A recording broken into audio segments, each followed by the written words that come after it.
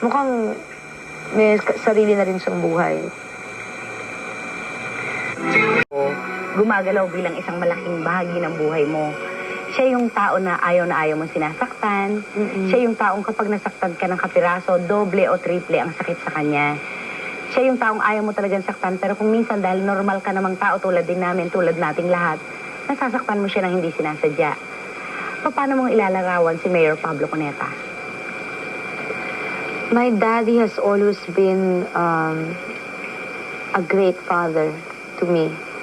Naalala ko maliit pa ako. Siyempre, ang disciplinarian sa family is usually the mother, di ba? And my mother would be so quick to, yeah, ta-ta-ta-ta-ta-ta, you know. And my dad was always just quiet, very silent. Pero pag nagsalita, matatauhan ka. Ganoon. Alam mo, my dad is one of the sweetest. Yung nang magsisiesta ako lagi sa tabi ng daddy ko nung maliit ako. Tapos tulog pa ako, magigising siya, aalis na siya, babalik sa opisina. Titignan niya kung humihinga ako o hindi. Yung mga ganon, or miski paano tuturuan ka ng ganito na, kunyari, pupunta kaming supermarket. Pag nakataliko siya, kukuha ko ng lunchbox na bago. Pagdating sa yung cashier na, kukunin niya yung lunchbox, makikita niya. Tapos, hindi ako makahingang ganyan. Dahil baka ibalik. Sabihin niya, oh, ingatan mo to ha, 30 pesos ito. Yung merong ini-instill na, ano. Before I got my first cassette recorder, bago pa lang nauusong cassette noon, ganyan pa kalalaki, di ba, na may radio. Ang tagal-tagal na nangangarap ako magkaroon ng cassette recorder. At nung araw kasi madalas silang pumuntang Baguio, kahit 2 days lang, tapos babalik. My daddy loved it there, tapos he was very active, he'd always play golf, no? Eh, nung araw, uso pa yung dao sa Pampanga. So, pinapagdasal ko lagi, pag uuwi na sila ng Maynila, sana dala na yung tape recorder kasi ilang linggo, ilang buwan ko nang binibilan, wala. Nung talagang hopeless na ako, finally nakasama ako pagdaan ng dao, tsaka niya binili. Yung parang, Gusto niya na hindi yung lahat ng gusto mo nandyan. So kami, akala siguro ng mga tao, everything na lang na ginusto namin, binigay na, just like that. Hindi kaya siguro spoiled na kami to a certain extent, pero never kami naging brats. Yung spoiled brats na kailangan ganito, kailangan hindi. Yung we were just overly protected and well, we got what we needed but not everything we wanted. Si my father, Pinaghihirapan. oo, kaya siguro nung lumaki rin ako, alam kong value ng pera, alam kong pinagtatrabahuhan, at alam kong kailangan mag-ipon, alam kong hindi basta-basta ginagastos yan. Ang daddy ko rin naman, mag-ipon ka, pero minsan-minsan you treat naman yourself to something para naman maramdaman mo yung pinaghihirapan mo rin, di ba? Alam naman ng lahat yung pagiging magkapatid niyo ni Chet sa pangalawang pamilya ng daddy mo, di ba? Actually, pagkakamali yan Oo. Maraming hindi yata nakakaalam kasi even when my parents guested on Tell the People, it came out na parang my stepmother, my nanay Heneng, who unfortunately passed away, she was very, very nice to us. No, very, very nice to us. Siya talaga yung wife ng daddy ko. Pero before my mom, may iba pa. May mga dalawa pa siguro before her, dalawang pamilya pa before us. So, hindi naman yung nagkadikit na ganyan na. Hindi oo. Okay, anyway, hindi naman yun ang importante. Oo. Sabi nga natin, yung Hindi, lipunan naman kasi, natin. Alam mo, like, kunyari, everybody knows Gabby has a daughter by Grace. With Grace, no? Ibuna. Ang feeling ko doon, yung bata puwera yan Oo, hindi kasali sa siguro laban. I'm in a very good position to understand it, no? Kasi wala namang kasalanan yun So kami magkakapatid, tama lang na okay lang kami Walang lahat. naging problema. Sa bagay yung pagiging magkapatid niyo ni Chet, kaysa tunay, kay hindi tunay, Ay, we hindi were kayo raised- ginawang maliit. Hindi kayo ginawang maliit no, ng not at ganong all. reputasyon. Not at all. Sa amin, we knew. We knew, no, as we were growing up, syempre nung medyo nakakaisip na kami, sinabi ng mga magulang sa amin yan, especially my mom, no? Kasi siya yung tinanong namin, Nung una, hindi namin maintindihan, pero nung nagkakaisip na kami, syempre, unti-unti, ganun pala yon. Pero to us, it didn't make a difference. Oo. We never had any bad feelings about that. Ikaw Never nasa- affected us. Sa matagal na namin pagtutok sa buhay mo, sa karir mo, pwede na siguro namin sabihin na ang nag-iisang lalaki nagmahal sa'yo ng tunay, ang daddy mo, di ba? Nag-iisang lalaki sa mundo. Alam mo, Ate Christy, actually, kaya siguro masasabi nating mataas ang standards ko Pagdating sa paghahanap ng relasyon, Hinahanap mo siguro na yung lasting. pagmamahal ng daddy mo Oo, dun sa ibang tao. Sinabi ko sa kanya yun, ang sabi naman niya, alam mo, Iha, ang pagmamahal ng magulang, iba sa pagmamahal ng, let's say kasi minsan nababanggit ko, hindi ko po alam minsan kung gusto ko pa mag-asawa o hindi na. Kasi parang nasanay na rin ako nag-iisa. ang sinasabi naman ng daddy, iba ang pagmamahal ng magulang sa pagmamahal na maibibigay sa'yo ng kakasamahin mo habang buhay.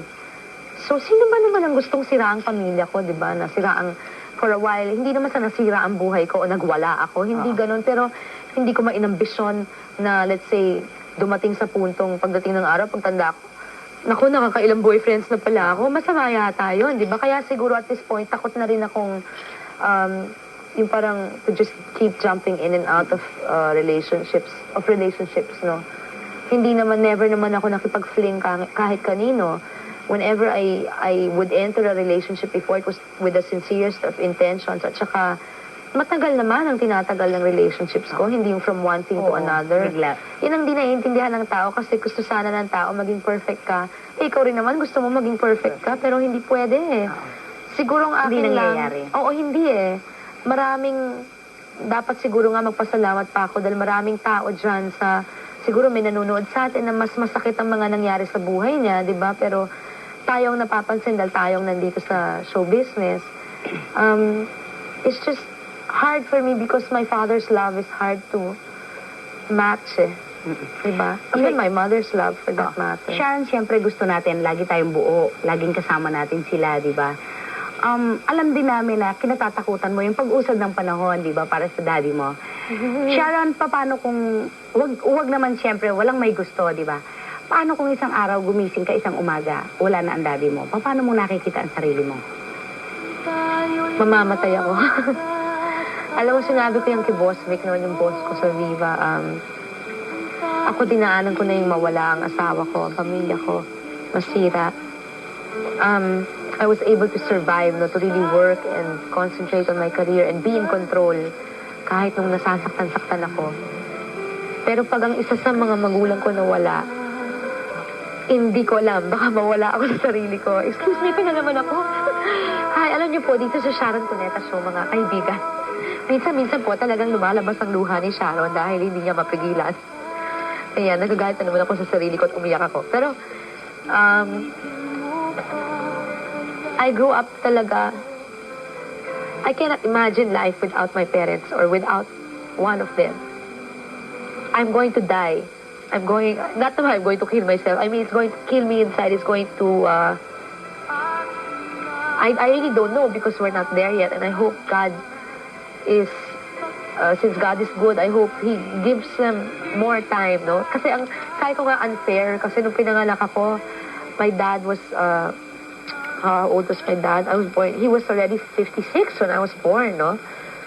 And I just feel medyo unfair kasi dapat pinanganak ako mas maaga. Mas matagal. Oo. And sa dinami-dami ng dinaanan ko, bagsak ko lagi sa mami at daddy ko. So, hindi ko alam how I'm going to stand on my own without my father and mother just giving me all the love that they've been showing me all this time. Kaya alam mo, minsan, umiiyak ako sa daddy kasi minsan nananaginip ako na nawawala siya, no? Pagising ko, tatakbo ko sa kanya, pupunta ako sa kwarto kasi natatakot ako na, oo, tapos makikita ko siya, bigla ako yayakap, iiyak, nagugulat na lang siya, tapos ikikwento ko sa kanya, tapos sinasabi niya, naku, ikaw naman, matagal pa ako. Alam mo naman, ang swerte lang namin kasi sa pamilya ng Cuneta, talagang mahahaba ang buhay nila, namin, no? Ganon. So, I just hope God gives them several, kung pwede pa another 100 years, diba, to live. And alam mo, sabi ko sa daddy ko, Daddy, basta huwag niyo akong iiwan hanggat hindi naaayos ang dapat kong ayusin. Yung gusto ko naman, pagdating ng araw, kung iiwan ako ng mga magulang ko, makita nilang nasa maayos na kamay ako, nasa matinong sitwasyon. Hindi yung ganito na buhay mo lang, trabaho ka lang ng trabaho, diba? May anak ka, syempre, that's Casey's, the one other person I live for apart from my parents. Pero, ang hirap yata isipin nun. Okay, siya ano yung mga, alam mo sa sarili mong mga pagkukulang sa parents mo na gusto mong punuan sa ngayon? Gusto mong bumawi? Now my